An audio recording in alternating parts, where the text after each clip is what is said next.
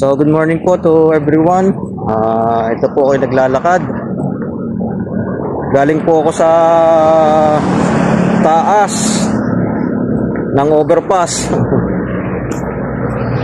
Doon dumaan ang jeep at papuntang terminal pala hindi naman sinasabing sa overpass siya dadaan. So bago ako sumakay, pagkasakay ko pala, sinabi ko na ho na diversion ako. At hindi naman ako nakapara dun sa baba ng overpass. Kasi madalas nga akong dumadaan sa ilalim ng overpass.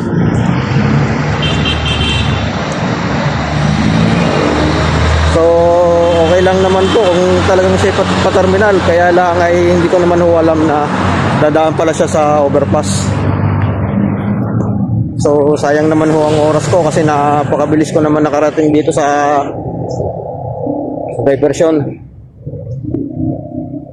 Although maaga pa naman. Ayan ho, at ang aking lalakadin ng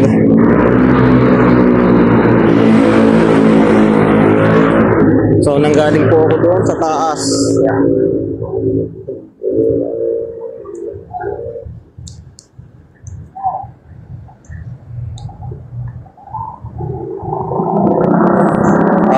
Butit nasabi ko agad sa driver, kaya lang nasabi ko yung nasa taas na. At butit napansin ko din.